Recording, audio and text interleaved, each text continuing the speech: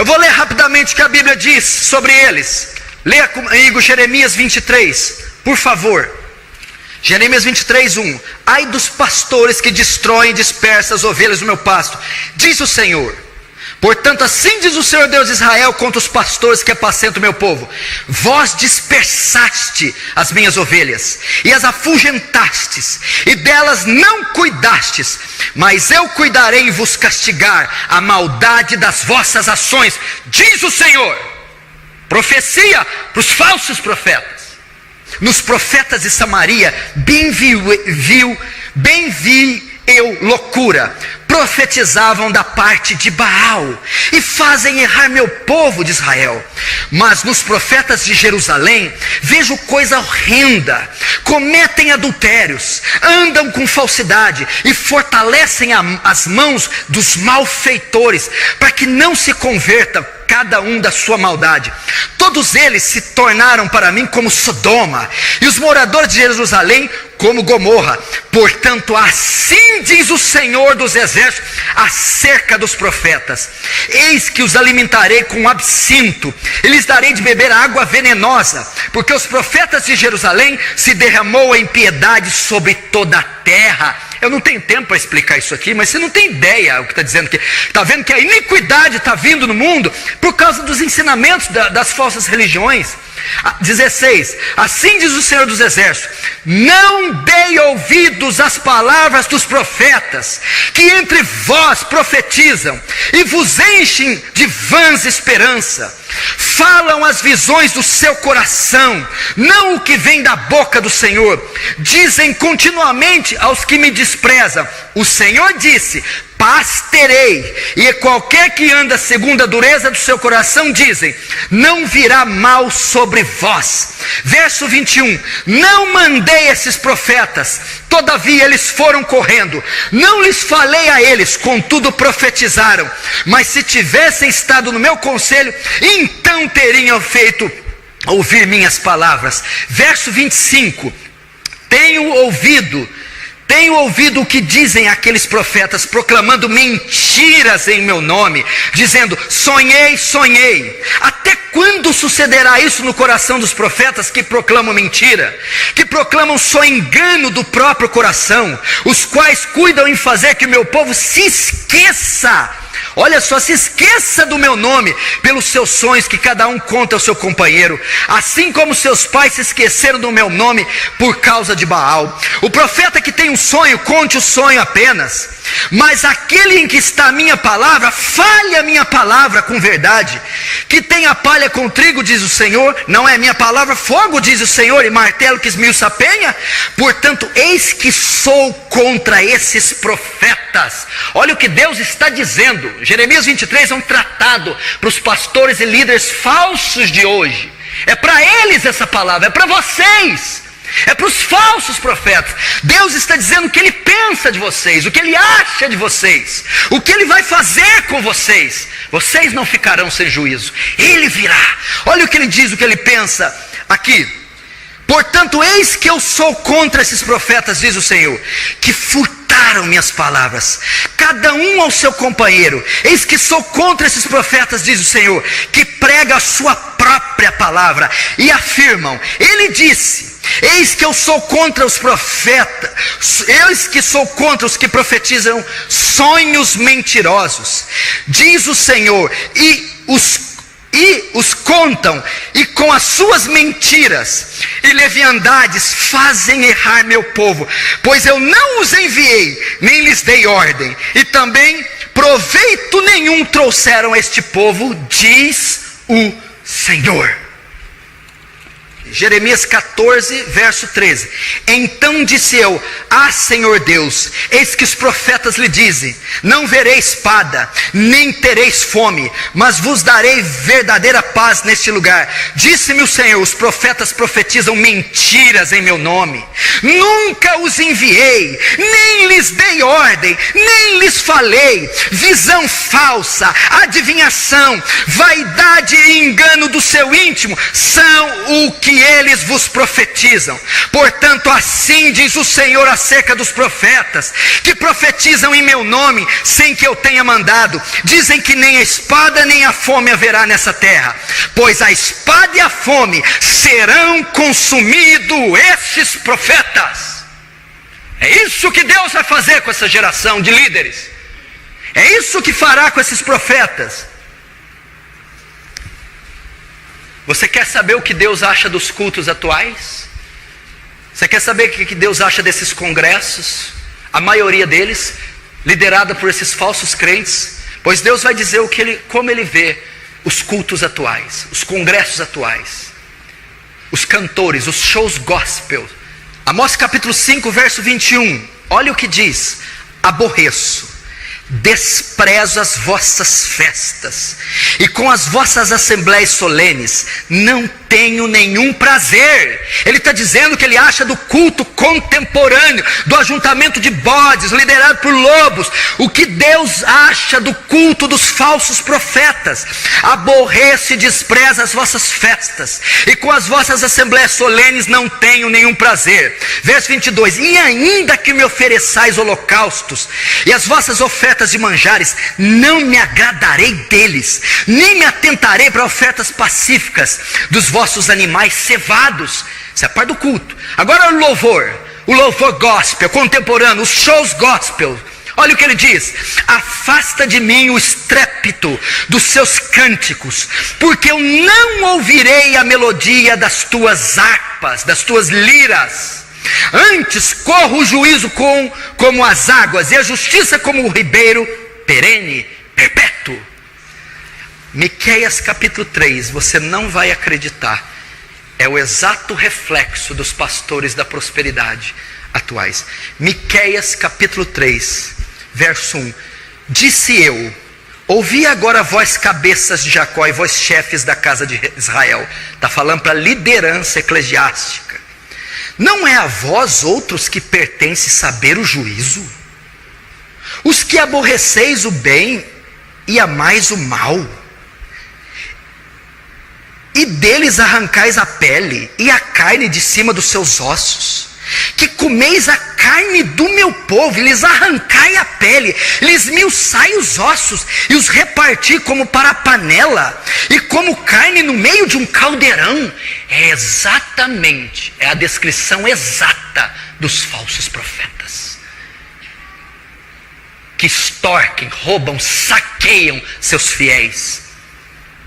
Verso 4. Então, olha o que Deus está dizendo para eles. Então chamarão ao Senhor, mas não os ouvirá. Antes esconderá deles a sua face naquele tempo, visto que eles fizeram mal nas suas obras.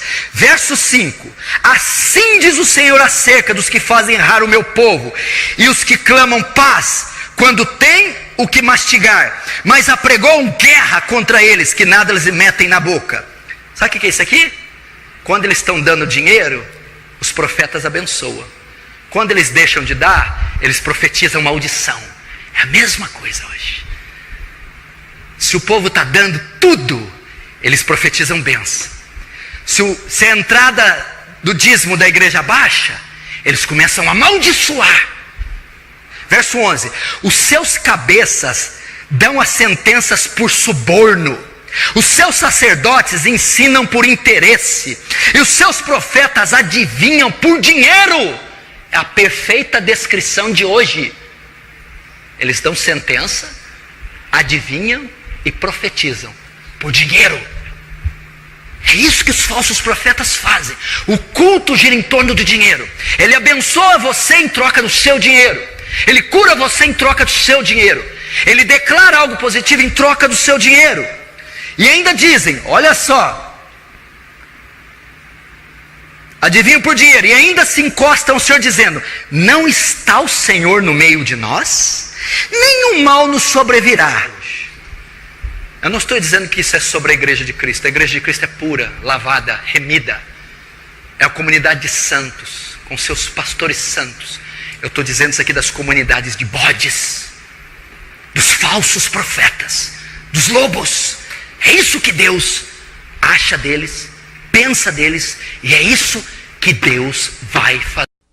Se Jesus voltasse agora, você subiria com ele? Se você morrer hoje, você sobe?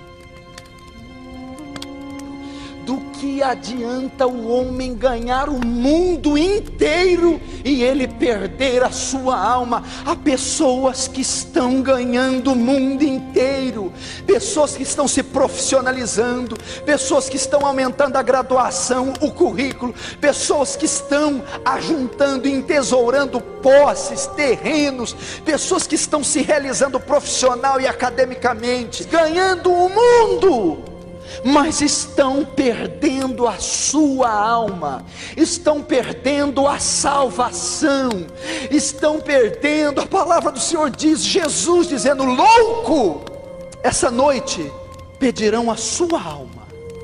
O que tens preparado? E para quem será?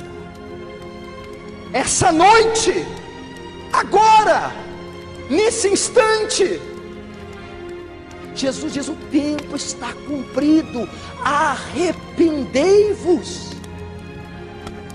Prepara-te, ó Israel, para encontrar com teu Deus. Prepara-te, esteja atento. Meu irmão, você pode estar cego, caminhando num conto de fadas, e o Filho do Homem está às portas. Eu não estou dizendo para você, meu filho, coitado de você quando compara comigo. Cada palavra que eu prego aqui é juízo para a minha vida. Cada palavra que eu prego aqui vai vir contra mim, se eu não cumprir. Ai de mim se professar essas palavras e não as cumprirem. E só há uma evidência, só uma maneira de saber se você não irá para o lago ardente de fogo. Meu Deus, que absurdo falar do inferno na igreja. Vai falar do inferno aonde? Lá nos Mormons? A igreja não tem que ouvir? Jesus falou mais do inferno do que do céu. O Cristo falou, e eu não posso falar do inferno? É pecado falar do inferno? Tem que omitir. Engana a igreja, manda isso tudo para lá. Da minha mão, esse sangue não vai ser cobrado. Está lá o inferno. A Bíblia diz que o inferno são densas trevas, onde o fogo não se apaga e o verme não morre, e nem a ferida cicatriza. Meu irmão, nós não temos ideia do que é o inferno. O inferno é real, não é um conto fictício. É lugar de tormento eterno, de suplício eterno, onde vai ser despejado o cálice da ira de Deus sobre toda a impiedade do homem e todo o que não foi achado escrito no livro da vida. Ai dos que forem para lá. Você já imaginou o que é o inferno? É uma eternidade. Como é que se descreve? 1 milhão, 10 milhões, 100 milhões, 1 bilhão, 1 trilhão, 1 zilhão. Não tem fim. Não vai haver um fecho de luz no inferno. Obscuridade, escuridão, trevas. Não vai haver luz. Não vai haver saída no inferno. Meu irmão, a passagem do inferno é tão aterrorizante que quando morrem Lázaro e o rico vai para lá e ele começa a gritar: meu Deus, arruma uma gota d'água para molhar minha língua. Não tem água, tira eu daqui. Ninguém daqui pode entrar aí, e nem daí sai. O desespero é tão grande que ele vai dizer: avisa meus familiares, pregam para eles, eles não podem vir para esse lugar. É terrível, terrível. Você vai procurar um muro para você pular e escalar, não há muros. Você vai procurar um túnel para você se esconder, não há túneis. É um vácuo daqui, um vácuo de lá, negro, trevas e labaredas de fogo, solidão.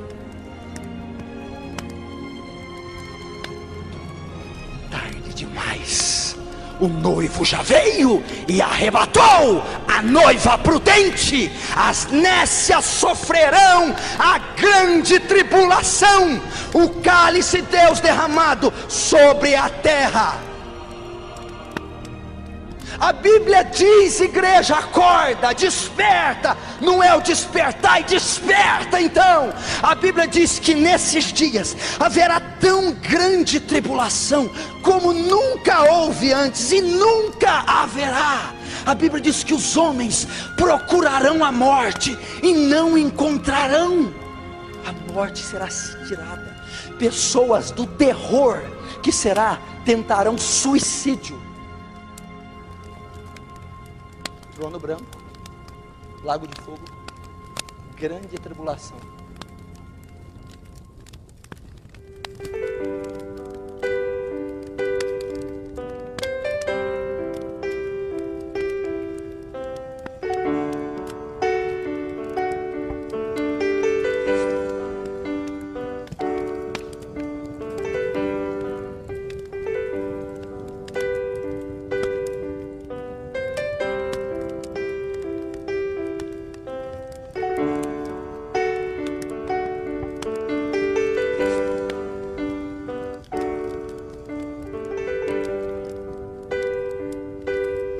Então Jesus passou a dizer-lhes: vede que ninguém vos engane. Muitos virão em meu nome dizendo: sou eu, e enganarão muitos. Então ele começa a traçar aqui as marcas e os sinais. Ele começa dizendo: vai haver uma explosão de falsos profetas. Tem gente aqui na igreja que me ouve, ou tem gente que me ouve pela internet, que fica questionando: por que o pastor fala mal de outras igrejas, ou denuncia, ou fala o nome? Por que ele faz isso? Meu querido, é uma profecia bíblica, não tem como não acontecer. Ele diz que à medida que o fim se aproximasse, ia haver um florescer de falsos profetas, falsas igrejas, falsos mestres, falsa teologia, falsa pregação, falsa doutrina, falso milagre, falso ensino, falsa conversão. E iria haver isso. Tem que se cumprir a escritura. E o falso profeta, ele não vem com a forma de falso profeta, ele vem transfigurado. Ele vem com vestes de ovelha, ele vem com lisonjas, doçuras, milagres. Ele parece ser bom, parece curar, parece fazer o bem, mas dentro do seu bojo doutrinário, o que ele ensina é engano, mentira, heresia. Ele serve ao seu príncipe, Satanás. E isso está acontecendo. E uma das nações, se não a maior, a nação que mais cresce os evangélicos é o Brasil.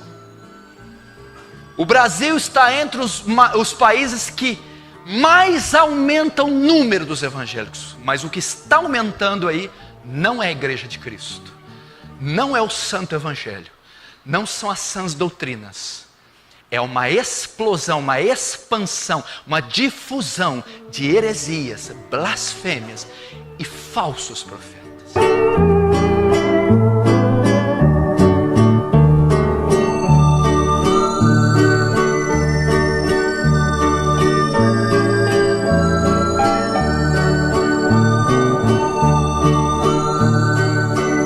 Agora, nenhuma outra área tem sido tão afetada pelo relativismo, pluralismo, humanismo, pela superficialidade. Nenhuma outra área dentro da igreja e da teologia tem sido tão afetada como a soteriologia, a doutrina da salvação. A doutrina mais importante, o grande propósito da encarnação, morte e ressurreição de Cristo: justificar, redimir, salvar pecadores. Esta é a grande obra. Por isso que eu não entendo dessas igrejas, as promessas, a rosa ungida, o carro ungido, Deus cura, liberta, batiza com o Espírito Santo e não sei o que. E a salvação? Vi nesses programas de TV aí, esses aí que você conhece, aquele que fala baixinho, vem ser meu parceiro, aquele. Você sabe, bandeira amarela, quanto testemunho, Deus vomitei o câncer e a tênia, saginata e a sólio, aleluia, palmas para Jesus. Eu tinha um olho de peixe do tamanho da minha cabeça, Deus curou, glória a Deus. Eu tinha esporão, esporinho, eu tinha o diabo, Deus tirou, aleluia. Aí um dia estava a mulher na fila, pastor, essa noite eu fui salva, Deus perdoou meus pecados, eu senti. O pastor, tudo bem, mas o que ele curou, o que ele fez? Pastor, eu fui salva. Palmas para Jesus. Próximo. Isso não é para rir. Sabe o que estão fazendo? Percorrendo o mar para buscar um prosélito, e estão fazendo 2 vezes mais filhos do inferno, dando uma falsa segurança de salvação, diminuindo o sangue de Cristo, o sangue daquela cruz. E o principal propósito, desde a promessa de Gênesis, da semente da mulher nascerá aquele que esmagará a cabeça, esse ferirá a cabeça, e tu lhe ferirá o calcanhar, e este a cabeça. Ali começa a primeira profecia do Messias, Redentor e Salvador. Essa doutrina tem sido adulterada, esquecida, mal interpretada. Então nós temos uma nação que tem 50 milhões de evangélicos, e a maioria nunca foi salva. E Paulo escrevendo, ele trata algo interessante. Ele diz que aquele que está em Cristo, o salvo, o convertido, o crente, eu e você, nova criatura é. As coisas velhas passaram, a vida ímpia, a vida antiga, e tudo se fez novo. Ele dá uma característica do modelo, do padrão de um salvo. Se alguém é de fato salvo, se alguém é de fato convertido, se alguém é de fato cristão, ele é uma nova criatura, uma outra criatura, uma outra. As coisas velhas, a criatura velha, o perfil, o padrão, a estrutura antiga tem que morrer, e tudo se fazer novo, uma nova estrutura, uma nova composição moral, espiritual, tem que ser refeita, resultando no crente. Se não ocorreu isso, não há qualquer evidência de cristianismo, nem de conversão, nem de salvação. A maior dádiva dada de Deus ao homem, através de Cristo, a salvação. É talvez o único grande propósito do advento do Messias. Talvez é o único grande propósito da encarnação, através do nascimento virginal de Jesus, ministério terreno de 3 anos e meio, morte na cruz do Calvário, vertendo sangue, e ressurreição e ascensão aos céus. Foi para dar ao homem vida eterna, salvação. Esse é o grande propósito do cristianismo, esse é o grande propósito da igreja, esse é o grande objetivo meu e seu nessa terra, ser salvo. E é sobre isso que nós temos que tratar. É impressionante como não se fala mais de salvação em muitos lugares. Você não vê conferências sendo feitas a respeito da salvação, congressos, você não vê simpósios, você não vê livros escritos sobre salvação, você não vê mensagens pregadas sobre salvação, apostilas, estudos detalhando, ensinando, inferindo a respeito de salvação. Como eu posso deixar de salvação? Ser o princípio da morte de Jesus, seu fundamento, seu propósito, deveria ser uma das maiores mensagens da igreja. A salvação deveria ser o maior tema da literatura cristã, salvação. Deveria ser o maior tema dos congressos, salvação. Esse é o propósito. Desde que você vem a Cristo, o seu horizonte se amplia, seus olhos se abrem. Até Cristo você tem uma noção, uma ótica terrena, limitada para esse tempo. Quando o Evangelho vem a você e você se converte, a sua visão se alarga e passa a ser eterna. A sua visão, você passa então a entender que o mundo é transitório e que você espera uma pátria futura e a vida eterna. Então, se eu sei que é nisso que consiste o Evangelho, eu deveria viver então tendo em mente valores eternos. Eu deveria trabalhar por valores eternos. Deveria viver tendo em conta valores eternos. Eu deveria viver esperando a volta de Cristo. Eu deveria trabalhar para que eu vá quando Ele voltar. Eu deveria trabalhar sempre para a minha salvação. Esse é o tema da igreja. Jesus veio resgatar. Resgatar o quê? Pecadores do inferno.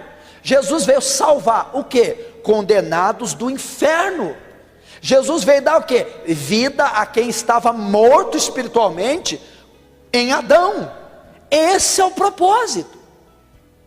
Nós não temos absolutamente, meu irmão, nenhum pacto com essa terra. Se você não pensar assim, se você tiver em mente valores terrenos e a sua vida consistir em se formar, ter diploma, casar, ter filho, fazer sexo, viver feliz, viajar, meu irmão, você não pode se considerar um cristão. Isso tudo no cristão é transitório. Isso tudo são componentes, detalhes apenas que municiam a caminhada dele rumo a Jerusalém celeste. Mas é isso que as igrejas têm feito, e é isso que os cristãos têm buscado: ser feliz, ter um bom emprego, ter uma boa casa, um bom carro, ser feliz, aqui, construir, realizar seus sonhos na terra. E não há qualquer indício disso no propósito do Evangelho. Não há qualquer indício disso no sangue de Cristo ter sido derramado. Ele não veio fazer isso. Ele veio salvar, redimir. Quando Deus criou todas as coisas, tudo era muito bom: terra, céus, animais, o homem e a mulher. Quando o pecado entrou, desorganizou o sistema e corrompeu tudo. Então ele faz novos céus e nova terra. Acabou isso aqui, já era. Isso aqui está desconjuntado. Isso aqui está desconformado. Então nós passamos a ter uma nova meta celeste. Então é sobre salvação. E por que não se fala de salvação? Por que não se prega tanto de salvação? Por quê? Sabe por quê? Porque a maioria se considera salva. Então para que pregar salvação para um povo que já é salvo? Para que fazer uma conferência de salvação para gente que já é salva? Para que falar de salvação para um povo que já é salvo? Então não se fala de salvação porque todos se julgam salvos. Então salvação está ligada a ímpio e não a igreja, e não a mim e a você. E a maioria está se julgando salva, quando na verdade não é. Se você e eu julgamos salvo, se você diz: não, eu sou salvo, eu tenho certeza da minha salvação, eu tenho certeza da minha conversão, eu sou convertido de verdade, e o verdadeiro convertido é salvo. Para ser salvo tem que ser convertido. E o verdadeiro convertido é salvo. Você diz: eu sou convertido, eu sou salvo. Tudo bem, você pode afirmar isso. E eu? Agora me diz, baseado no que você afirma a sua salvação? Eu afirmo a minha, nós afirmamos a nossa. Você não pode se dizer salvo por se dizer. Há uma doutrina que garante a segurança da salvação. E se você não tiver embasado nela, você não pode se dizer salvo. Jesus mesmo diz: nem todo que me diz Senhor, Senhor, entrará no reino dos céus. Tem que haver, meu irmão, em você uma evidência para saber se você é salvo. Você não diz que é salvo por dizer. Tem que haver em você uma evidência. E há uma doutrina que evidencia a salvação. Há uma doutrina que traz a segurança da salvação. E só há uma grande doutrina. E se você não estiver alicerçado nela, você não pode se dizer salvo. E essa doutrina é a regeneração, o novo nascimento. O que está em Cristo, nova criatura é, foi transformado, uma nova criatura, um novo ser. As coisas velhas, hábitos, ações, pensamentos, sentimentos, morreram, foram sepultados com Cristo, e uma nova natureza foi dada a ele. Se um homem não é regenerado, não é convertido. E se ele não é convertido, não é salvo. Se ele não nasceu de novo, não foi transformado pelo poder sobrenatural, ele não é salvo. Quem está em Cristo? Quem é crente? Quem é salvo? É uma nova criatura, é uma outra pessoa. Bom, eu quero falar essa noite um tema muito urgente, oportuno e necessário. Quero trazer hoje a nós a necessidade de conhecimento bíblico. Com urgência, a igreja, o cristão, precisa voltar ao estudo das Escrituras. Eu quero fazer aqui diante de vocês, aqui através dessa pregação, aqui para as pessoas que vão me assistir, um apelo urgente à igreja brasileira, à cristandade brasileira, à nação brasileira, que volte às Escrituras, que volte ao estudo profundo das Escrituras, que volte a ser a Bíblia, as Sagradas Escrituras, o alicerce da igreja, o fundamento da igreja, o vetor que conduz a igreja na verdade. Talvez não há tema mais oportuno, mais urgente, mais necessário para a igreja contemporânea, para a cristandade contemporânea, para os cristãos do nosso século, do que o conhecimento bíblico, do que o conhecimento escriturístico. Você está assistindo aí na TV, nos canais de comunicação, ou mesmo onde você mora, você tem visto a passos largos o naufrágio da fé, o naufrágio da cristandade, a apostasia, a derrocada da igreja, a destruição, a descaracterização da igreja. Você tem visto a distorção que tem ocorrido no evangelho e no evangelicalismo brasileiro. Você tem visto a igreja tolerar pecado, heresias, pecados, heresias e elementos estranhos junto ao corpo de Cristo. Você tem visto o sincretismo, o abandono da fé, a miscigenação do evangelho brasileiro, da cristandade brasileira. Você tem visto heresias, meninices e equívocos em alguns círculos chamados evangélicos, cristãos. E tudo isso está sendo dado, tudo isso é fruto da igreja contemporânea, do cristão moderno ter se afastado das Escrituras, ter deixado de ser uma igreja estudiosa, ter deixado de ser uma cristandade bereana, que examinava nas Escrituras para ver se isso era assim. O apóstolo Paulo, escrevendo aos Coríntios, diz que ninguém pode pôr outro fundamento além daquele que já está posto, o qual é Cristo Jesus. Fundamento é as Escrituras, a base e razão da nossa fé é as Escrituras. O alicerce da vida cristã, desde a vida conjugal, social, a espiritual, ministerial, são as Escrituras. E você está vendo, Oséias 4,6 diz, o meu povo. Quando ele diz o meu povo, ele não está dizendo os ímpios. A palavra está sendo destinada a um grupo específico, está sendo proferida, escrita, liberada a um grupo específico. E esse grupo é o meu povo, o povo de Deus, o Israel. Posteriormente, consequentemente, a igreja, o meu povo, a cristandade naufraga, o meu povo se perde, o meu povo é destruído por falta de conhecimento. Não seria esse o motivo da destruição da igreja, da descaracterização?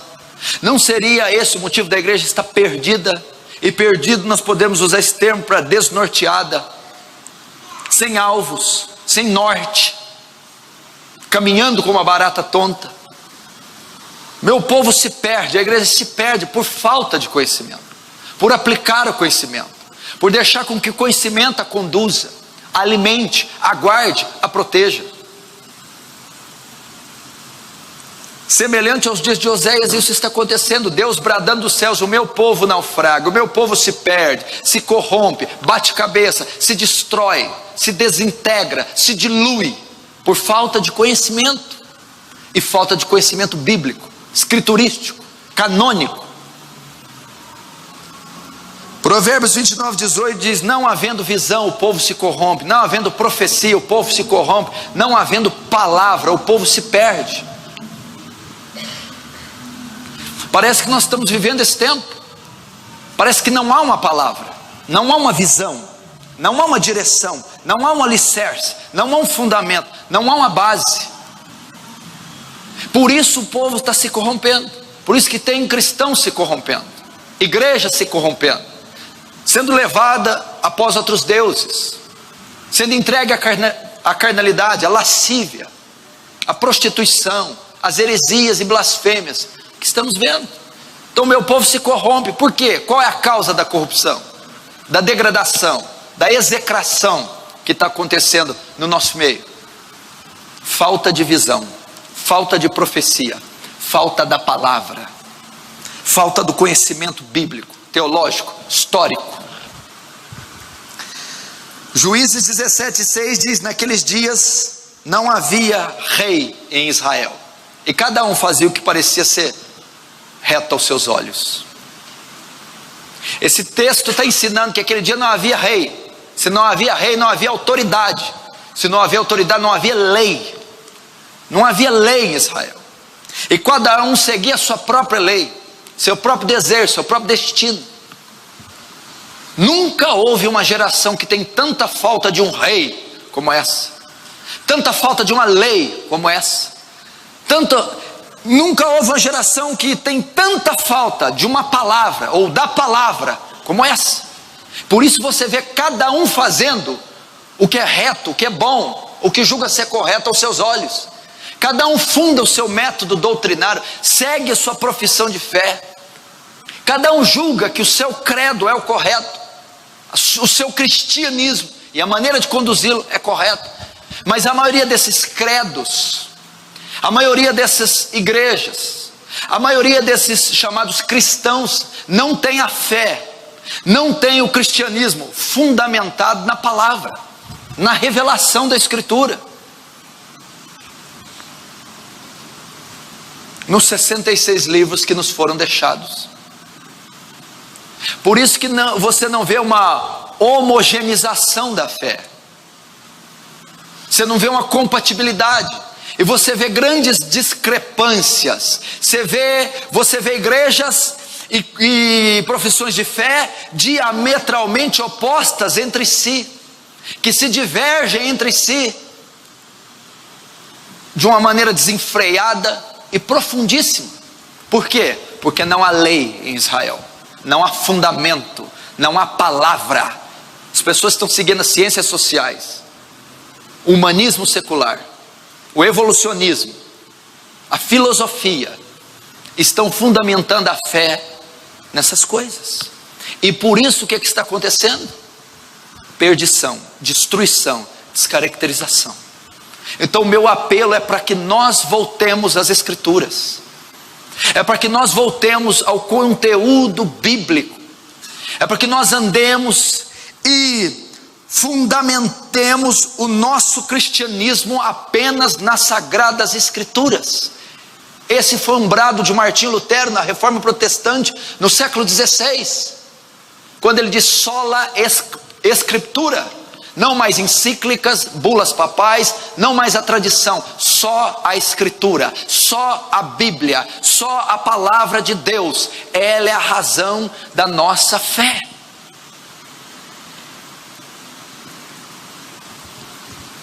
E eu acredito que o grande problema da igreja contemporânea, do fracasso da igreja atual, o grande problema do nosso cristianismo ser débil, burocrático, carnal, mundano, é a ignorância acerca da pessoa de Deus, a ignorância acerca das Escrituras, a ignorância da revelação de Deus na sua palavra.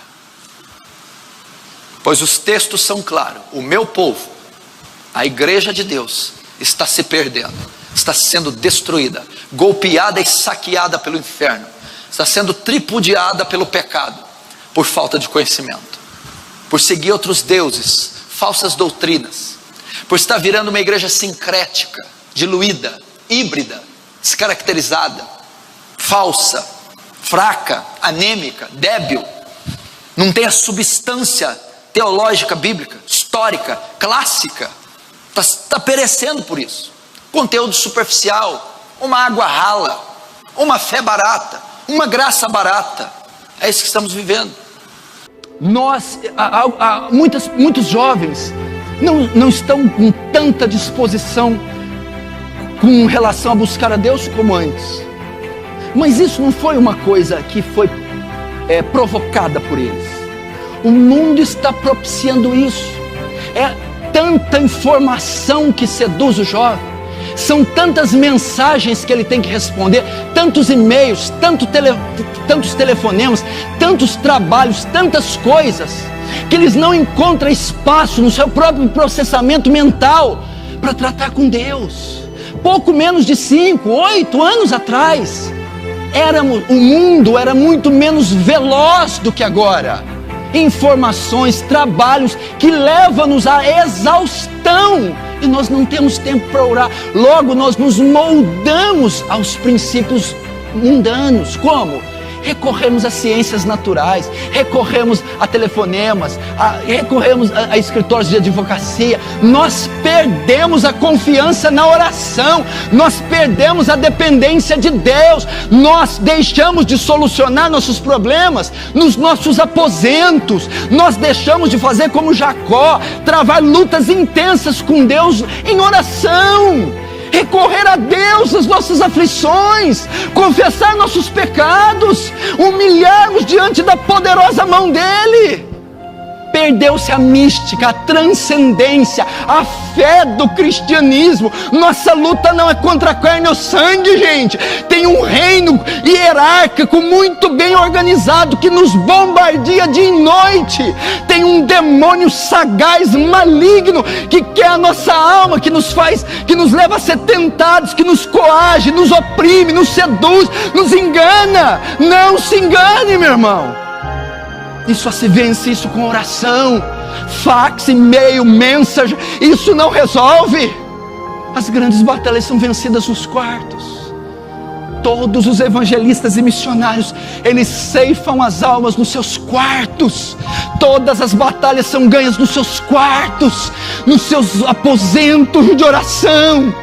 Sem oração nós não vamos vencer, sem que o alto nos visite, sem que o tabernáculo se torne o nosso quarto e a presença viva do Deus vivo ande em nosso quarto, fale conosco, comunique sua graça conosco, sem que encha nossos peitos de fogo, sem que encha nossa mente da graça, sem que mostre a sua glória, nós não conseguiremos. Esse foi o aspecto incrível da transfiguração. Depois estuda na sua casa Mateus 17. Foi que Jesus tomou os três para um alto monte e ali revelou a sua glória a eles. Pedro, João e Tiago. Tem uma categoria dentro da igreja que é diferente, é a categoria íntima de Jesus, é a categoria que está com ele em lugares íntimos, é a categoria que se isola, que vai para o monte e vê a glória dele e ele se revela a ele. A transfiguração, meu irmão, foi um tipo da glorificação. Cristo se glorificou, mostrou a eles como ele seria redimido, reinando em glória. As luzes do corpo glorificado transpassaram as vestes de Jesus e deixaram os discípulos atônitos. O que nós sabemos disso? O que nós sabemos do mundo dos espíritos, do mundo dos demônios, da transcendência de Cristo? Despertar nas madrugadas, orar, regar nosso leito de lágrimas. Você pode dizer, minha irmã, você não tem estudo. Você diz, eu sou uma simples dona de casa, doente. Minha irmã, você pode orar, minha irmã. Você pode orar, é a ferramenta mais poderosa. Ore, essa oração atravessa fronteiras, credos, raças, cores. Ore no seu quarto, cause um cataclisma no seu quarto, estremeça céus e terras no seu quarto. Ore, a oração não conhece fronteiras, não conhece gigantes, não conhece limites, não conhece oposição. Ore. O Espírito e a noiva dizem, vem. Quem que é esse Espírito? É o Espírito Santo. A noiva, o corpo de Cristo.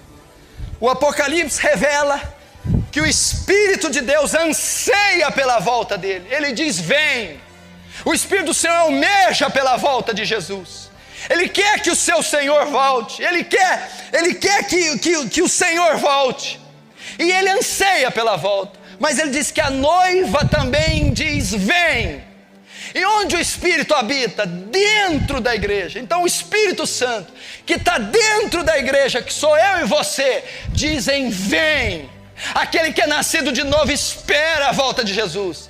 Aquele que é nascido de novo anseia pelo Apocalipse. Porque o Espírito que está dentro dele anseia pela volta. E se o Espírito está dentro dele ou dentro dela, ela também anseia pela volta e diz, vem.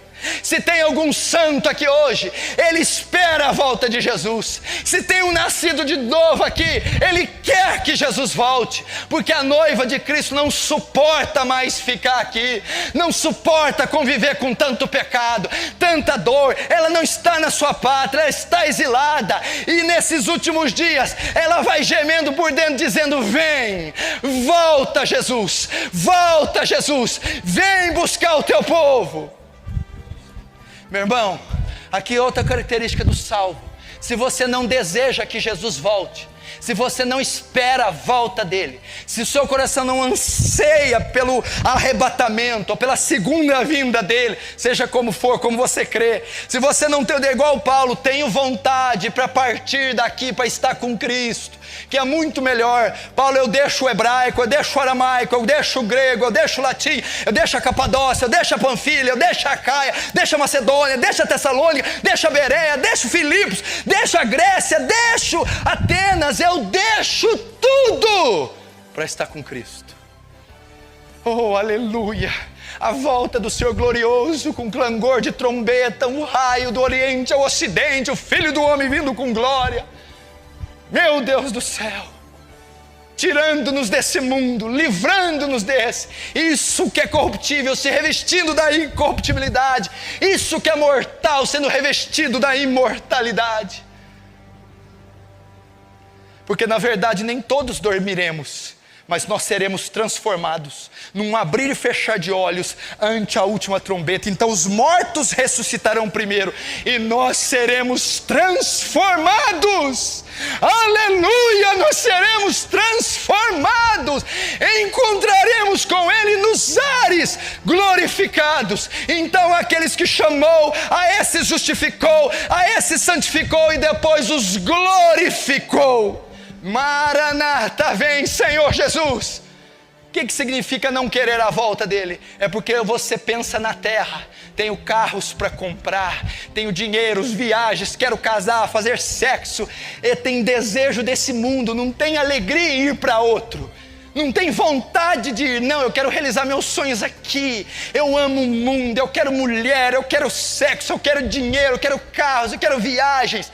A pessoa que pensa assim, não se preocupa com a volta de Jesus. E se ela não preocupa com a volta de Jesus, ela não tem o Espírito de Deus. E a noiva diz, vem. A igreja não aguenta mais ficar aqui. A comunidade dos santos sonha partir. Aquele que ouve, diga, venha. Ele diz, o Espírito é a noiva.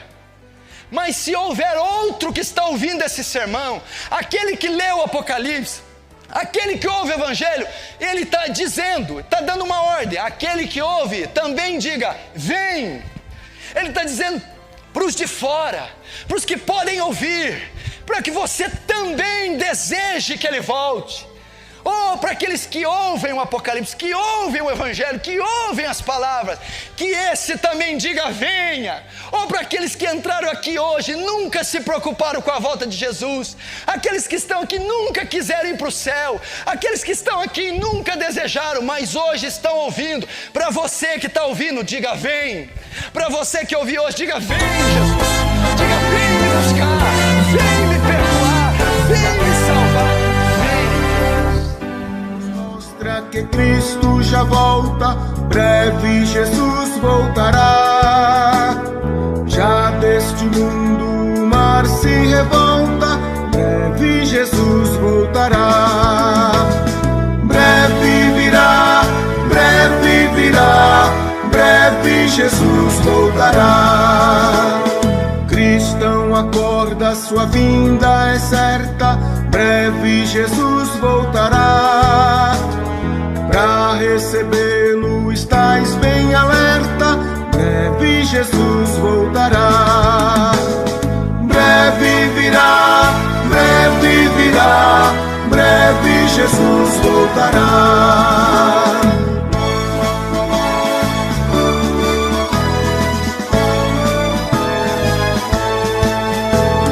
Crente proclama para os pecadores, breve Jesus voltará. Não haverá mais tristeza nem dores, breve Jesus voltará. Breve virá, breve virá, breve Jesus voltará. Consola o coração que lhe clama, breve Jesus voltará.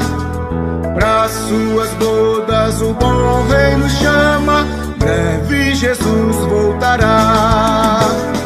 Breve virá, breve virá, breve Jesus voltará. Breve virá, breve virá, breve Jesus voltará. Breve virá, breve virá, breve Jesus voltará.